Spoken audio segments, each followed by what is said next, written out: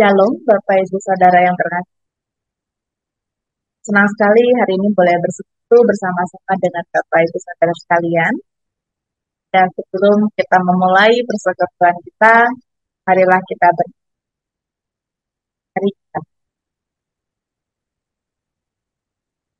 Yesus Allah Bapa kami yang maha baik, kami bersyukur ya Bapa untuk waktu yang selalu sediakan bagi kami, kesehatan, berkat-berkat yang tidak berkesudahan dalam kehidupan kami masing-masing.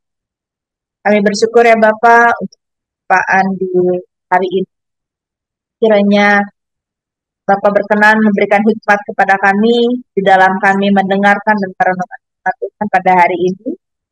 Izinkan kami untuk mengerti, memahami firman Tuhan dan juga melakukannya dalam kehidupan kami.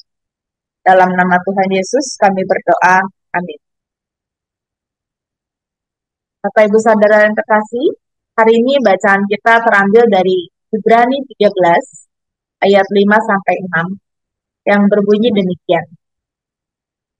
Janganlah kamu menjadi hamba uang, dan cukupkanlah dirimu dengan apa yang ada padamu.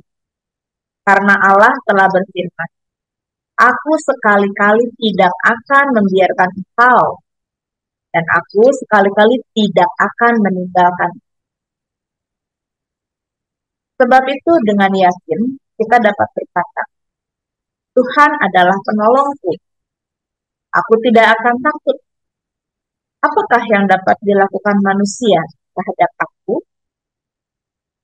Sekianlah bacaan firman Tuhan yang berbahagia adalah setiap kita yang mendengarkan firman Tuhan dan juga melakukannya dalam sehari. Bapak Ibu Saudara yang terkasih, dalam konteksnya ayat yang kita baca tadi adalah bagian surat kepada orang Ibrani yang mengandung nasihat dan pengajaran tentang kehidupan Kristen yang benar. Pesan ini mengajak umat untuk menghindari ketamakan dan keinginan berlebihan terhadap harta duniawi, serta untuk mengandalkan Tuhan dalam segala hal.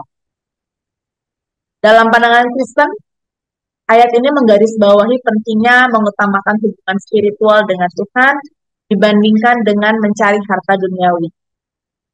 Pesan ini sejalan dengan ajaran-ajaran Yesus tentang kerajaan sorga dan pentingnya mengikuti kehendak Allah dalam kehidupan sehari-hari. Apa yang perlu kita renungkan dari nats kita hari ini?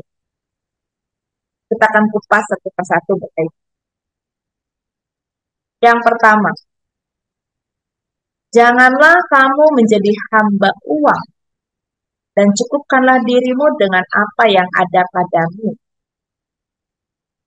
Bapak Ibu Saudara terkasih, pesan ini mengingatkan kita semua untuk tidak terlalu terikat pada harta dan kekayaan.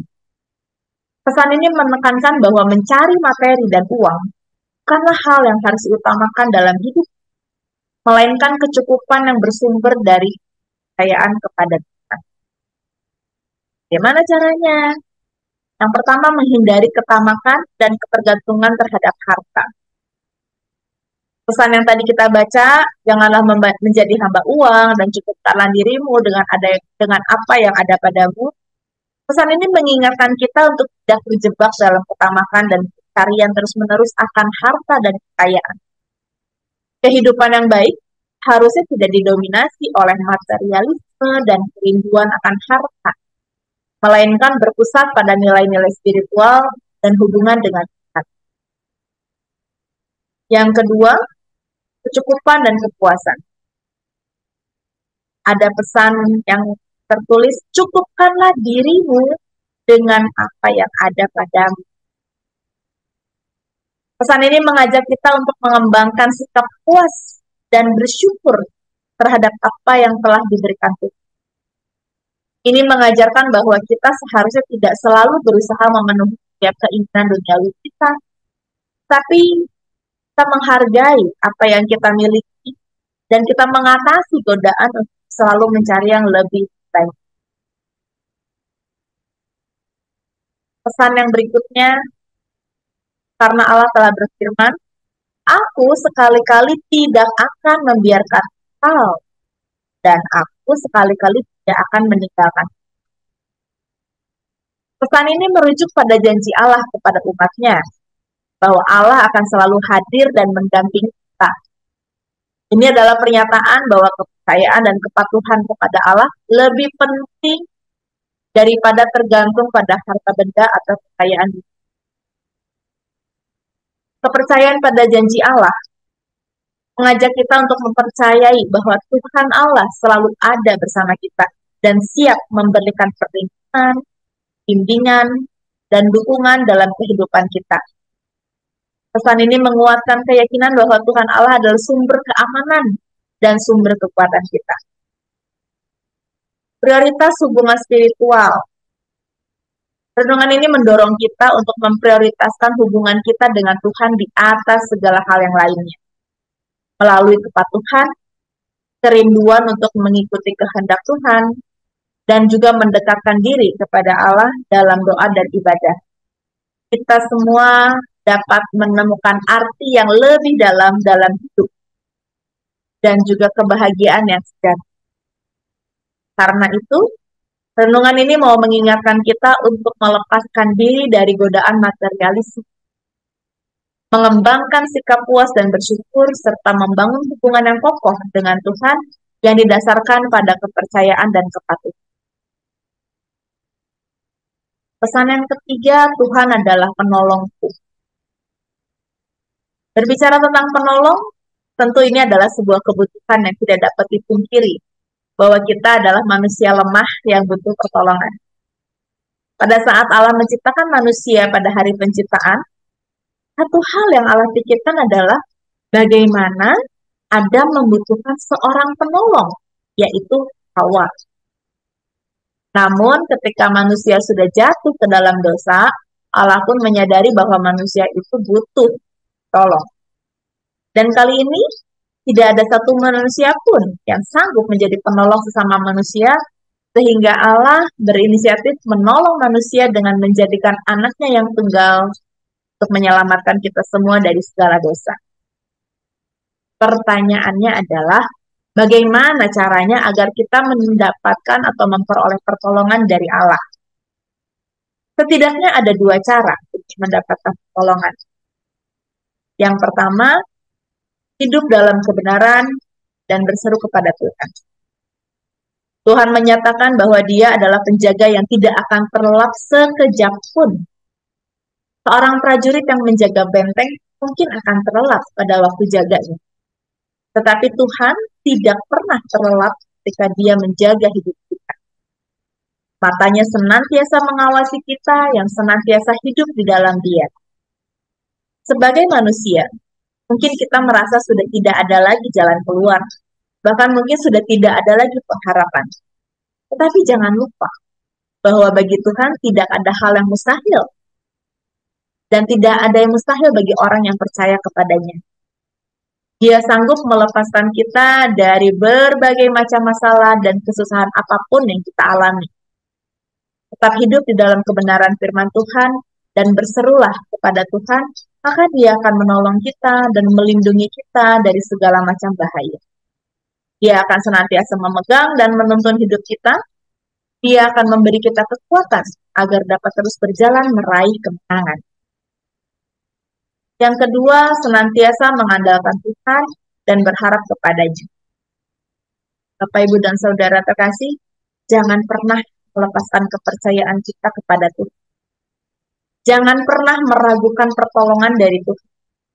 Dan jangan pernah mencoba mencari jalan keluar di luar Tuhan. Dunia ini menawarkan banyak sekali alternatif bagi kita untuk bisa keluar dari masalah. Tetapi keadaan kita tidak akan menjadi lebih baik ketika kita berharap kepada manusia. Orang yang mengandalkan kekuatan manusia dan kekuatan dirinya sendiri akan kecewa. Kekuatan kita terbatas, Bapak Ibu. Dan kemampuan manusia lain pun juga terbatas. Dan Tuhan tidak suka jika kita mengandalkan kekuatan kita sendiri. Diberkatilah orang yang mengandalkan Tuhan, yang menaruh harapannya pada Tuhan.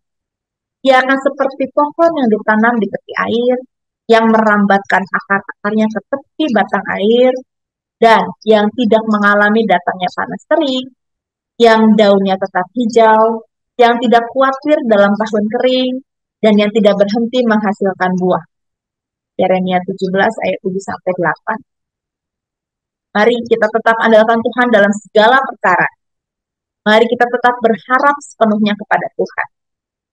Dia tidak akan pernah berhutang kepada kita. Janji Tuhan adalah ya dan amin.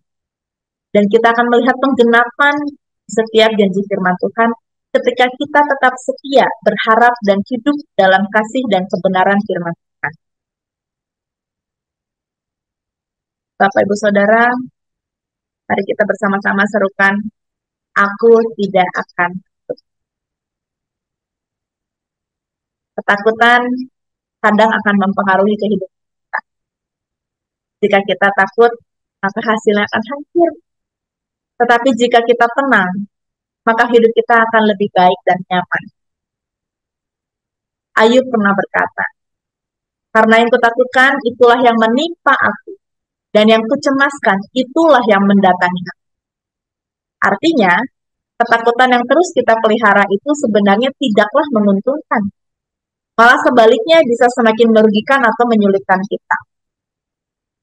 Iman merupakan jawaban atas rasa takut. Dengan iman, kita bisa menggantungkan kepercayaan kita sepenuhnya kepada Tuhan. Tuhan sudah berjanji akan selalu menyertai kita, seperti janji yang diberikan Tuhan dan diamini sepenuhnya oleh penulis kitab Ibrani. Aku sekali-kali tidak akan membiarkan engkau, dan aku sekali-kali tidak akan meninggalkan engkau. Sebab itu dengan yakin kita dapat berkata, Tuhan adalah penolongku. Aku tidak akan. Apakah yang dapat dilakukan manusia terhadap aku? Janji seperti ini seharusnya bisa menjadi peneguhan bagi kita, agar kiranya kita tidak perlu khawatir. Tuhan begitu peduli dengan segala kesulitan yang kita alami, yang bisa menimbulkan rasa takut kita. Tuhan berulang kali memberikan janji akan penyertaannya bagi kita untuk selama kita hidup di dunia. Karena itu, Bapak Ibu Saudara yang terkasih, tetaplah dengan iman yang kuat dan teguh bahwa Tuhan adalah penolong kita. Dan karenanya kita pun tidak akan hadapi persoalan. Mari kita refleksikan bersama bagaimana kita belajar mensyukuri apa yang sudah Tuhan berikan dalam. Mari kita berdoa. Kembali kami menghadap kehadirat-Mu ya Allah kami.